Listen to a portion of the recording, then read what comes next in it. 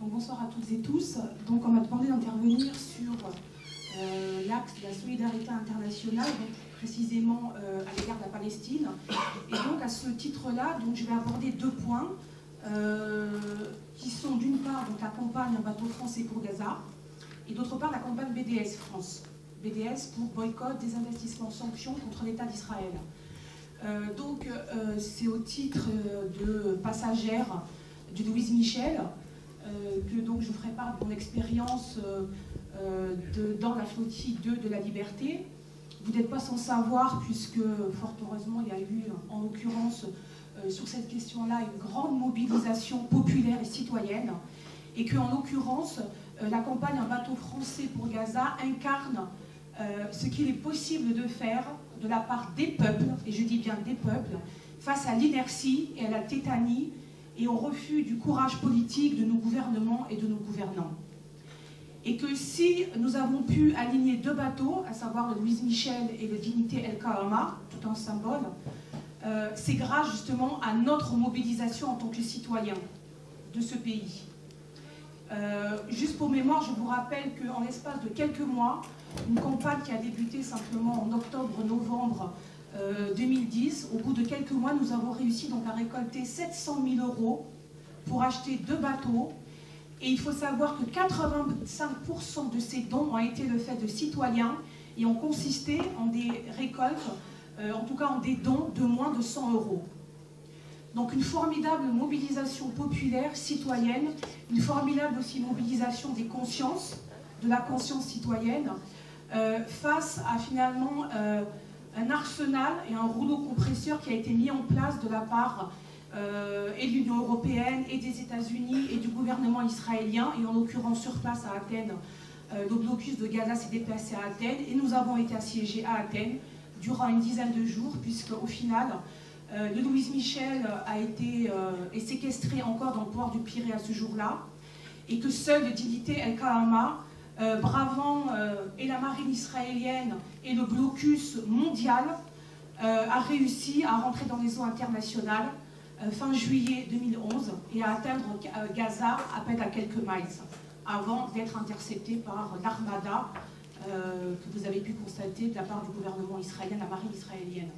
Tout ça pour vous dire qu'au-delà du discours de justice,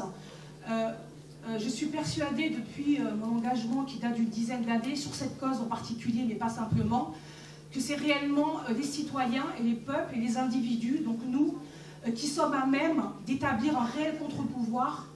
notamment sur cette question de l'injustice et de cette injustice flagrante qui est faite au peuple palestinien depuis maintenant plus de 60 ans, avec la complicité du monde entier. Et que cette campagne, donc Un bateau français pour Gaza, a traduit un tournant qui a été pris depuis la mobilisation citoyenne suite au bombardement et au massacre de Gaza à l'hiver 2009. Et nous avons constaté depuis un formidable élan de soutien et de mobilisation sur le terrain. Et je dois dire que nous avons constaté dans le même temps la terreur provoquée par cette mobilisation populaire de la part de nos gouvernants et de ceux aussi, je dois le dire, qui tirent vers le bas la solidarité à l'égard de la Palestine. Je rappelle que la campagne, donc Un bateau français, a été menée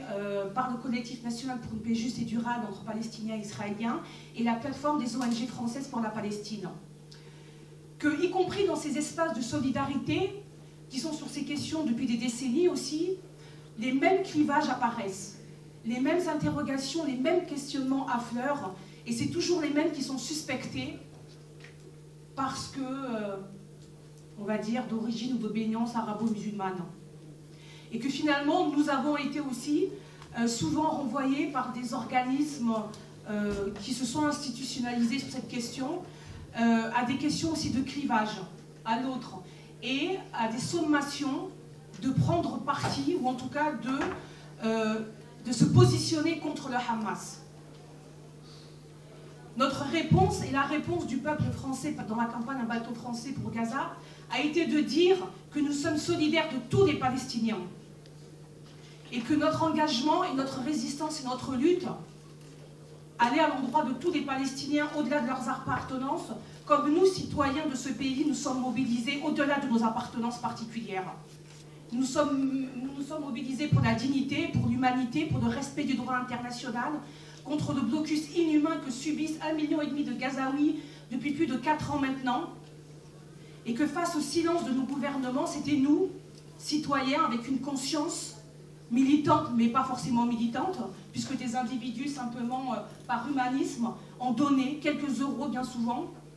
pour justement se porter solidaire de cette cause, et dire qu'actuellement, au XXIe siècle, il n'est plus acceptable qu'un pays, en l'occurrence Israël, viole des centaines de résolutions de l'ONU, humilie, tyrannise et terrifie des êtres humains, colonise, pratique le racisme, la ségrégation raciale, l'apartheid, et que face à ça, nos gouvernements se contentent de dénoncer le blocus, mais ne font rien dans les actes pour réparer certaines injustices flagrantes. Et à mon sens, la question palestinienne cristallise toutes les injustices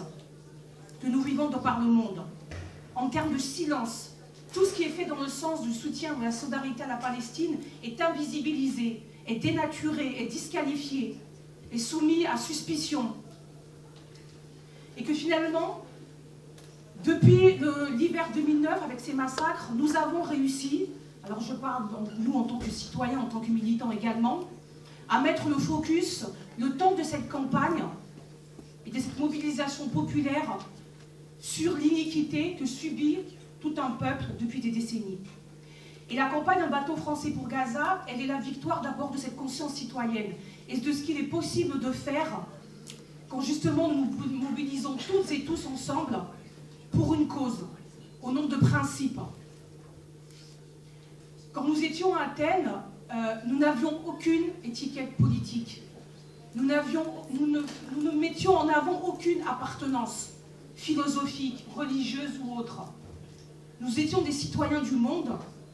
qui étaient venus ici, quelques 400 passagers du monde entier, venus ici pour apporter un message d'espoir, de soutien et de solidarité à nos frères et sœurs palestiniens, à tous les Palestiniens. Et ce que nous avons vécu là-bas en termes de sabotage, de harcèlement, de traitement inique, de tout ce qui a été fait justement pour nous saper le moral, une guerre d'usure des nerfs, finalement nous avons réussi à prouver au monde entier, et cette victoire elle a été vraiment incarnée par le Petit Poucet, le Dignité Al-Kalama, un petit navire, un petit bateau de plaisance avec 16 passagers internationaux, qui ont montré au monde entier que la dignité était de notre côté, que la justice était de notre côté, était du côté de ceux qui se mobilisent, justement. Et pour faire le lien avec Printemps 2012, c'est que cet axe de la solidarité internationale, il n'est possible, et il ne sera possible que si nous continuons, et d'ailleurs, c'est une déclaration à laquelle je me rattache souvent, c'est que moi aussi je souffre d'un mal incurable qui s'appelle l'espoir. Et j'espère être contagieuse, comme nous l'avons été durant cette campagne Un bateau français pour Gaza. Et nous continuons parce que nous le devons non seulement au peuple palestinien, à la Palestine, mais parce que nous le devons aussi à tous les opprimés de par la terre. Et qu'au-delà d'un simple discours, il nous faut passer vraiment dans une incarnation, dans des luttes de résistance contre l'oppression, quel que soit celui qui vit cette oppression. Et un autre exemple de cette solidarité internationale qui fonctionne, et qui donne à voir justement des raisons, et les raisons d'espérer les possibles, c'est la campagne BDS France, boycott des investissements sanctions contre l'État d'Israël. Cette campagne a été initiée, entre autres, par des militants, il y en a 2 à cette table, la BDS France en 2009. Notre charte est claire, nos principes sont clairs. Nous ne visons aucunement ni un peuple, ni des individus. Nous visons et dénonçons un gouvernement qui pratique l'apartheid, la colonisation et l'occupation. Et cette campagne BDS répond à un appel de la société palestinienne qui, pour le coup, a rassemblé tous les partis et toutes les tendances palestiniennes initiées en 2005. Et c'est la réponse de la conscience de l'humanité à cet appel de la société civile palestinienne afin de boycotter, boycott culturel, boycott académique, boycott sportif, boycott institutionnel, j'en oublie économique, tout à fait, de l'État d'Israël, jusqu'à ce qu'Israël respecte le droit international et se conforme aux résolutions de l'ONU et se conforme tout simplement aux principes de l'humanitaire avec un grand H. Il y a des comités locaux qui existent dans toutes les villes de France. Vous pouvez en créer vous-même. Je vous invite, si vous êtes disponible et concerné par cette cause, ou en tout cas envie de donner un peu de votre temps, faire des propositions, initier des comités, pourquoi pas, rejoindre des actions. Et les actions payent. Une des plus belles victoires consiste en, on va dire, l'éviction d'Agresco, pour ceux qui connaissent, de la région du port de Sète. Des victoires, il y en a tous les jours. Des chanteurs qui renoncent à aller chanter en Israël. Des gens qui renoncent justement à faire des échanges culturels avec Israël, afin que cesse aussi par ailleurs la coopération militaire avec Israël. Il y a donc la prochaine réunion de la campagne BDS France aura lieu mardi prochain, 13 décembre, à 19 h au CICP à rue Voltaire, dans le 11e. Et chacun, à la mesure de ses moyens, est à même de faire quelque chose. Pas pour soi, pas pour nous-mêmes, mais justement pour la Palestine, contre l'injustice, contre l'oppression, et pour la conscience humaine, tout simplement. Je vous remercie.